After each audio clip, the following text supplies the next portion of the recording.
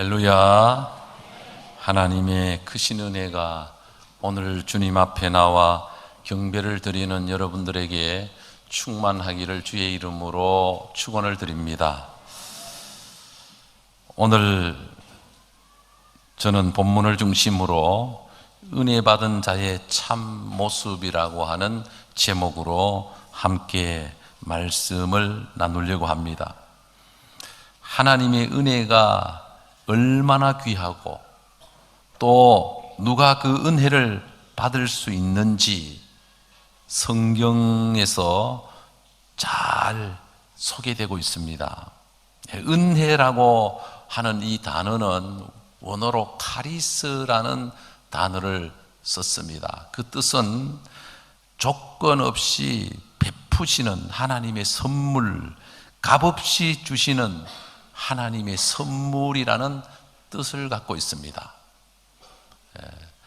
은혜라고 하는 것은 우리가 자격이 있어서 받는 것이 아니라 우리가 노력한 대가로 얻어지는 것이 아니라 우리는 아무런 자격이 없는데도 불구하고 하나님께서 우리를 긍휼히 여기셔서 우리를 사랑하셔서 우리에게 값없이 주시는 선물을 은혜라고 하는 단어로 쓰고 있습니다. 여러분, 예수 믿은 것 하나님의 은혜입니다. 내가 무엇을 했기 때문에 예수를 믿은 것이 아니라 예수 믿은 것은 전적인 하나님의 은혜입니다. 그래서 알고 보면, 우리가 은혜를 깨닫고 보면 모든 것이 하나님의 은혜이구나 라고 하는 것을 깨닫게 되는 것이죠. 그래서 은혜를 받으면 깨달음이 와요. 은혜를 받으면 깨닫게 되는 지혜가 임하게 되는 거예요. 내가 참 부족한 사람이구나. 하나님이 나를 이렇게까지 사랑해 주셨구나 라는 것을 하나하나 깨닫게 되는 것이죠. 오늘 본문의 사도 바울은 은혜를 받고 난 다음에 자신의 모습을 깨닫고 고백하는 내용입니다. 오늘 본문 15장 8절부터 11절까지 우리 다시 한번 같이 합독해서 읽겠습니다. 시작. 맨 나중에 만삭되지 못하여 난 자 같은 내게도 보이셨느니라. 나는 사도 중에 가장 작은 자라.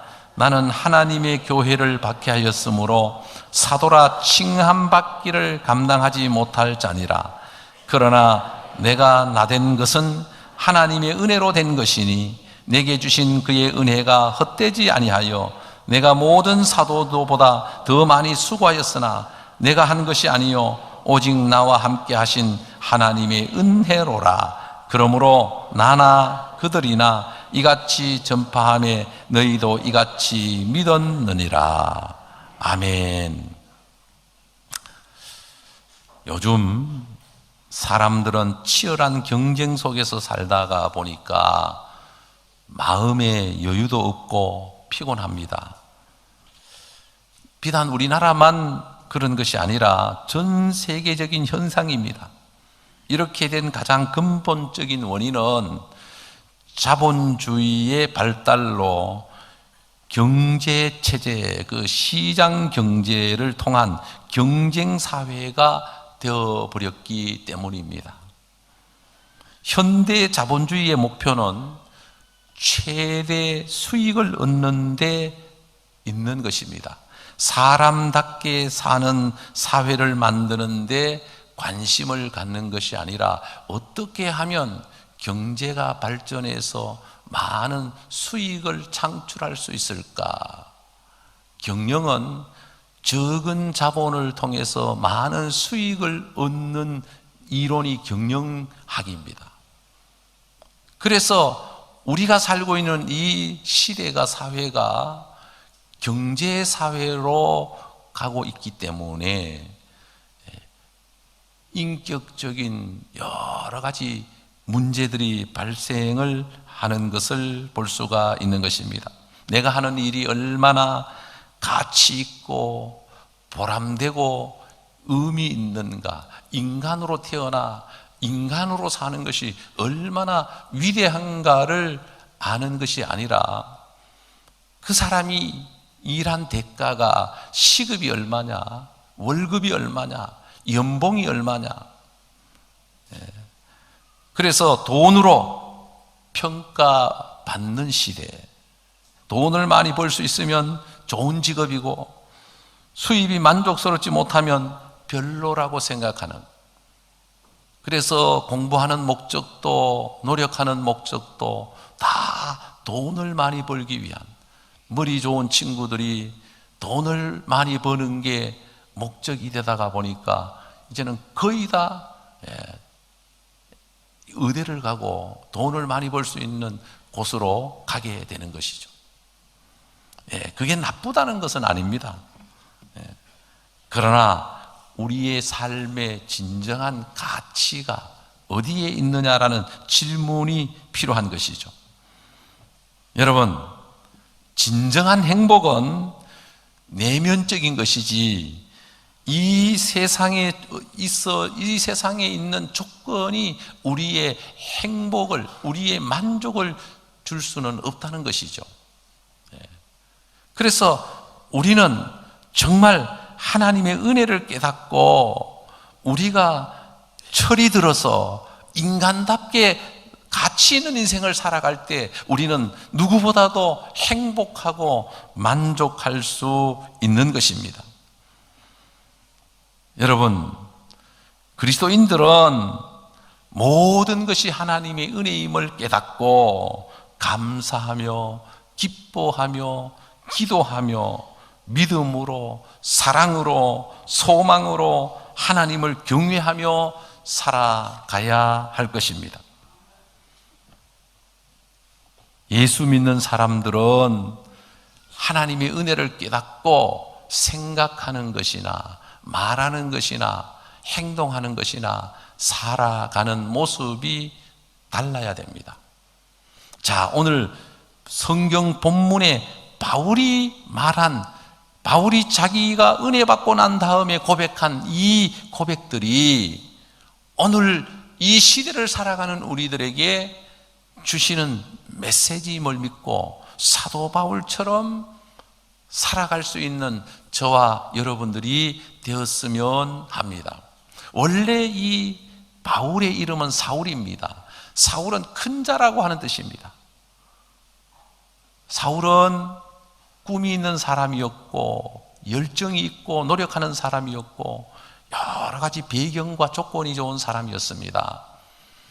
가말리엘의 문화생이었고 로마의 시민권을 가지고 있었고 헬라어에 정통하고 헬라 문화의 정통성을 가지고 있는 그 당시의 엘리트입니다. 젊은이로서 야망을 가진 정말 실력 있고 능력 있는 뛰어난 인물입니다. 그래서 사울이라고 하는 큰 자라고 하는, 이 세상 사람들은 지금 열심히 노력하는 이유가 다 큰 자가 되기 위해서 높은 자리에 올라가고 훌륭한 사람이 되고 성공자가 되기 위해서 어릴 때부터 경쟁 사회 속에 뛰어들어서 경쟁을 하고 있는 것입니다. 그런데 하나님 없는, 은혜 없이 이루는 꿈은 사실은 물거품이 되게 됩니다. 지나고 보면 이거 아무것도 아니구나, 인생의 목표가 이것이 아니었구나, 진정한 인생의 가치가 여기 있는 것이 아니구나 라고 하는 것을 알게 되는 것이죠. 어떻게 알게 되느냐? 은혜를 받으면, 하나님의 은혜가 임하면. 그래서 바울은 부활하신 예수님을 만남으로 하나님의 은혜를 받고 자신을 들여다보니까 나는 오늘 성경의 첫 번째로 만삭되지 못한 자다, 만삭되지 못한 자, 덜 된 사람이다, 부족한 사람이다. 여러분, 은혜를 받고 하나님을 아는 사람은 자신의 부족함을 인정하고 아는 사람입니다. 세상 사람들은 부족하다고 하면 무시당할까 봐, 부족하다고 하면 만삭되지 못한다는 것은 7달, 8달 만에 태어났기 때문에 모든 것이 부족함이 많다는 거예요. 온전치 못하다는 거예요. 그래서 사람들은 옛날에 다리 덜 차서 태어난 아이를 칠삭동이나 팔삭동이로 해서 놀리고 무시했습니다. 그런데 바울이 하나님의 은혜를 받고 나니까 내가 바로 그런 사람이다. 나는 덜 된 사람이다. 지금까지 누구보다도 뒤지고는 못 사는, 누구보다도 뭔가 떨어지고는 못 사는 사람이었는데 항상 1등 가고 남보다 뛰어나고 잘하는 사람이었는데 은혜를 받고 나니까 나는 정말 부족한 사람이다. 만삭되지 못한 사람이다. 그러면서 고백을 합니다. 나는 사도 중에 가장 작은 자라. 나는 하나님의 교회를 박해하였으므로 사도라 칭함받기를 감당하지 못할 자니라. 나는 형편없는 사람이다. 나는 자격도 안 되는 사람이다. 나는 부족함이 그지없는 사람이다. 참 놀라운 것은 하나님은 은혜를 받고 우리 스스로 부족함을 깨닫고 연약함을 깨닫고 어리석음을 깨닫고 하나님을 의지할 때 하나님은 우리를 높여주시고 축복해 주시고 온전케 해주시고 우리가 원하는 소망과 꿈을 하나님이 이루어 주셔요. 그래서 성경을 들여다보면 인간의 승리가 인간의 노력에 의한 결과로 오는 것이 아니고 인간의 축복이 노력한 대가로 주어지는 것이 아니고 하나님의 은혜로 주어진다는 것입니다. 믿습니까? 여러분, 제가 하나 질문을 하면 여러분들이 답을 가르쳐 줄 테니까 답을 하시길 바랍니다. 어떻게 사는 것이 가장 잘 사는 삶일까요? 물으면 여러분들은 하나님의 은혜로 사는 것입니다. 이렇게 답하면 됩니다. 어떻게 사는 것이 가장 잘 사는 것일까요? 믿습니까? 예수 믿는 사람은 은혜로 살아야 됩니다. 예수 믿고 난 다음에 그 사람의 모습이 은혜로 살아가는 모습이 보여야 됩니다. 열매를 통해서 나무를 알 수 있거든요. 사과를 보면 이 나무가 사과나무구나. 밤을 보면서 이거 밤나무네. 감을 보면서 감나무구나. 열매를 통해서 나무를 알듯이 우리의 삶을 통해서 우리의 정체성이 드러나야 됩니다. 예수 믿는 사람은, 하나님의 은혜를 아는 사람은 우리의 삶을 통해서 하나님의 영광이 비추어지고 하나님의 역사가 나타나야 하는 것이죠. 그런데 하나님의 영광과 하나님의 역사가 나타나려면 우리의 부족함을 깨닫고 은혜를 통해서 우리의 부족함을 깨닫고 우리가 낮아질 때 하나님이 우리를 사용하시고 우리를 높여주시고 우리를 축복해 주시는 것입니다. 그래서 이 본문을 읽으면서 혼자 이런 생각을 했습니다. 참 하나님의 은혜가 귀하고 감사하다. 송혜교하고 결혼하는 게 참 다행이다. 왜냐하면은 송혜교하고 결혼했다고 하면 이혼했을 텐데, 최진실이하고 결혼하는 게 참 감사하다. 최진실하고 결혼했으면 자살하고 남편도 자살해버렸는데 우리 집 사람 만난 게 참 감사하다. 이제 이런 생각이 드는 거예요. 지금까지 아무 탈 없이 살아주니까 얼마나 감사해요. 나같이 못난 인간 만나가지고 고생 많이 했는데 너무너무 감사하죠. 그러니까 이 은혜를 받으면 깨달음이 오는 거예요. 아, 나는 부족한 사람이다. 여러분, 착각하지 마십시오. 누가 잘 믿는 사람이냐? 은혜를 받고 부족함을 아는 사람입니다. 하나님은 부족함을 아는 사람을 통해서 하나님의 나라가, 하나님의 역사가, 하나님의 영광이, 하나님의 뜻이 이루어지기를 원하시는 것입니다. 그래서 성경의 인물을 보면 하나님의 은혜를 받은 사람은 변화가 일어납니다. 하늘을 찌를 듯 교만했던 사람도, 남을 그냥 무시하면서 살아가던 아나무인과 같은 사람도 은혜를 받으면 자신을 보는 눈이 열리고, 아, 내가 죄인이구나. 아, 내가 만삭되지 못한 사람이구나. 아, 내가 사도 중에 지극히 작은 자구나. 수많은 목사님들이 계시지만 그 많은 목사님들 중에 내가 제일 못난 인간이고 제일 부족한 목사구나. 이런 걸 깨닫게 되는 거죠. 그래서 은혜를 받으면 자랑할 게 없어요. 은혜를 받으면 은혜를 받을수록, 은혜가 깊어지면 깊어질수록 주님만 자랑하고 하나님만 높이고 예수님만 자랑할 뿐이지, 나를 드러낼 수 없고 내가 했다, 이거는 내가 한 것이다, 내가 아니면 안 된다, 이거는 은혜를 경험은 했을지라도 은혜가 충만하지 못하기 때문에 그 속에 자아가 살아있는 거예요. 자기가 살아있는 거예요. 자기가 살아있으면 하나님은 역사하지 않습니다.